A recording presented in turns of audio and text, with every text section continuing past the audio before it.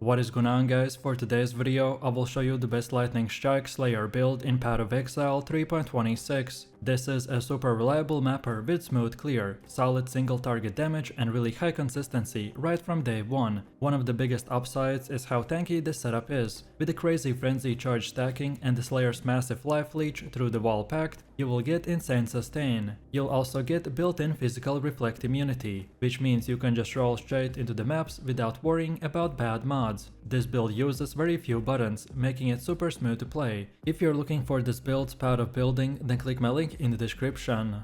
And before we continue, thanks to U4GM. They are a pro website that provides PoE1 boosting, items and even currency with a cheap price and fast delivery. They have over 17,000 positive comments, and this website is really worth a try. So make sure to use my discount code KADE for extra 6% off.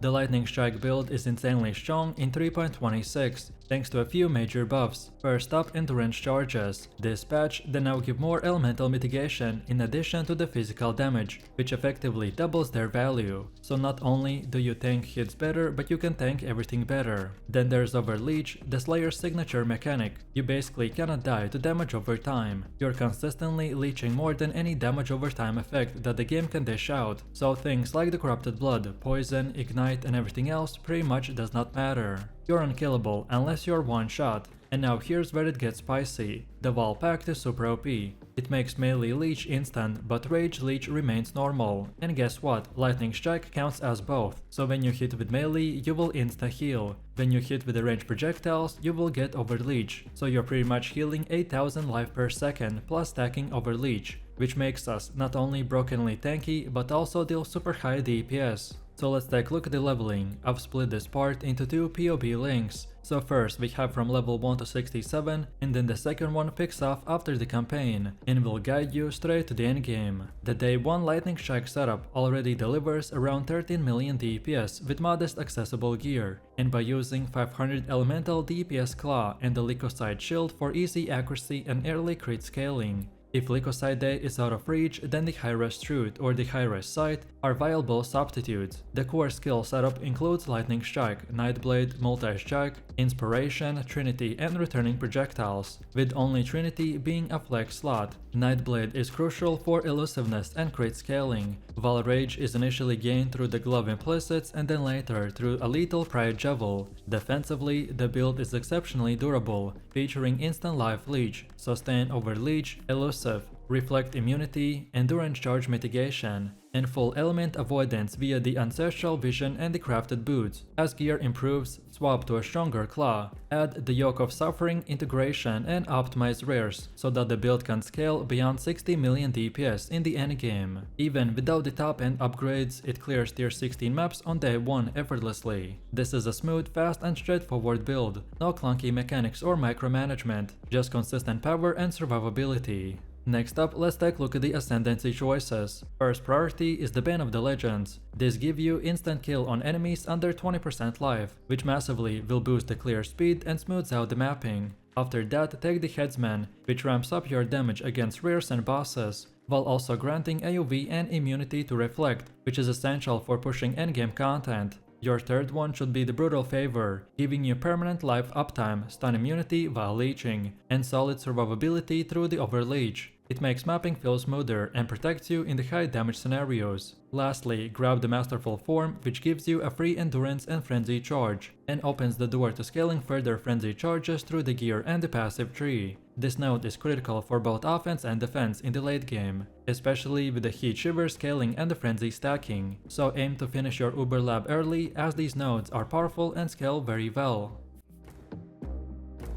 Then next we have our skill tree, and it has been optimized around strong scaling from the critical strike, cold damage and the life sustain, and optimized even for the endgame content. The core path starts from the duelist area, then grabbing life, attack speed and physical damage, before quickly moving upwards to the claw cluster near the ranger area, or powerful claw nodes, like the claw of the hawk and life and mana gain on hit. You can take the entire forces of the nature cluster for elemental penetration and damage, plus the primal force for scaling elemental and cold damage. The tree also includes the Heart of the Ice and Cold-Hearted Calculation, which synergizes with the Heat Shiver helmet and the cold conversion setup. Then a large Lethal Pride Timeless Jewel will sit near the Templar's side, converting notables in that area to beneficial ones like the double damage and the strength with solid synergy. We've picked up the Arena for life and melee range, then the thick skin for the element avoidance, and quick step for spell suppression. We also want to reserve points for +1 frenzy charge, and key power nodes like the elemental overload and the acrobatics. This layout efficiently will balance damage, leech suppression and the element immunity for pushing tier 17s with a very high uptime and speed.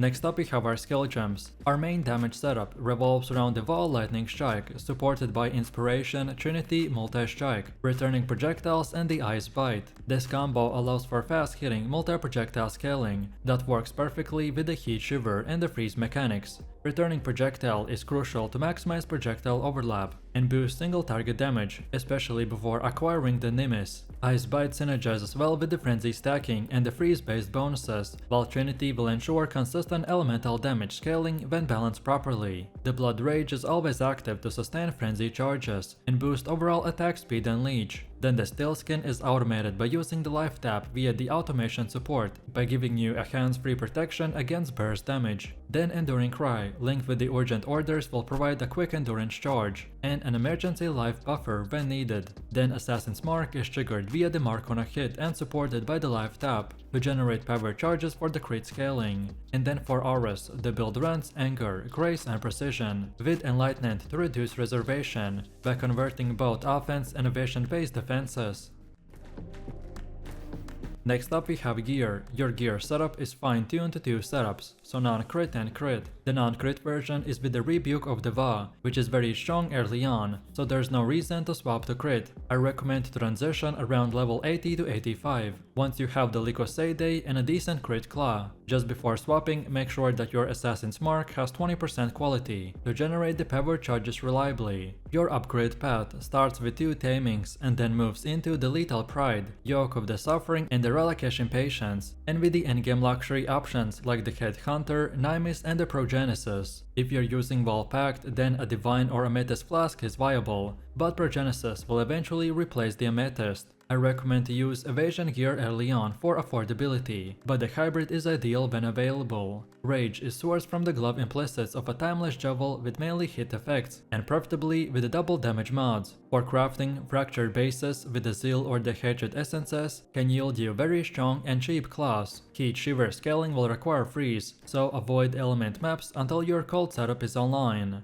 Use resistance wisely, so double taming and the yoke help, though the chaos resistance may be lacking. And then eventually aim for +1 frenzy rings, shields and the optimized jewels with a flat cold damage. Next up we have our Mercenaries. For this build we use the default rogue marker system, but you'll primarily want to run Alva for incursions and Nico for the sulfate farming, especially if you're pushing into the delve content. The build clears efficiently, so stacking dense delirium or expedition mobs with the rock or the danning is also super profitable. You don't need to overly rely on the ether or the June unless you're hunting specific uniques or the crafting bases, but they're good fillers when they show up. If you're targeting loot and sustain, then the Kirak missions with the map device mods like the Monstrous Treasure or Fortune Favors the Brave will pair efficiently with this build's fast pace. So focus your favor and Atlas passives around the Legion, Delirium and the Harbinger, so pretty much anything that drops a ton of mobs or loot quickly.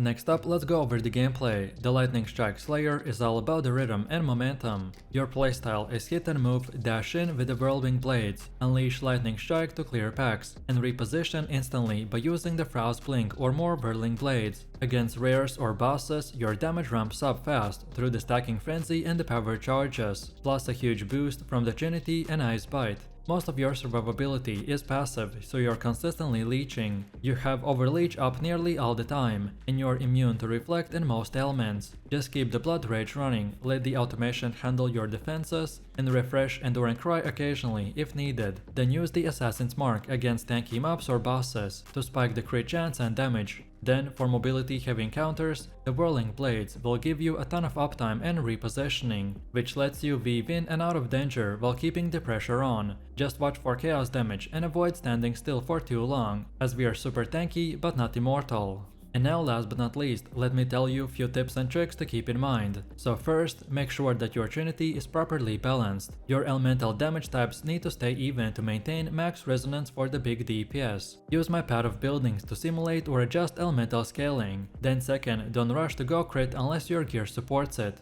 The non-crit scaling with the Heat Shiver and Freeze will carry you very far into the maps. Always quality your Assassin's Mark to 20% before relying on the power charges. Then third, learn to abuse the projectile overlap. Position yourself close to the bosses so that all of your projectiles will hit and return. That's the secret to melting even the tankier enemies. Also, don't ignore the Enduring Cry, it's instant, gives charges and can clutch save you. And lastly, remember that this build thrives in high density maps, so invest into the content that throws enemies at you fast and often, because this is where the build goes from strong to absolutely broken. So let me know what you think about this build in the comments below. If you enjoyed this, then you don't want to miss my previous top 10 best builds video, where I showed even more powerful builds. So click the screen now and I'll see you in the next one.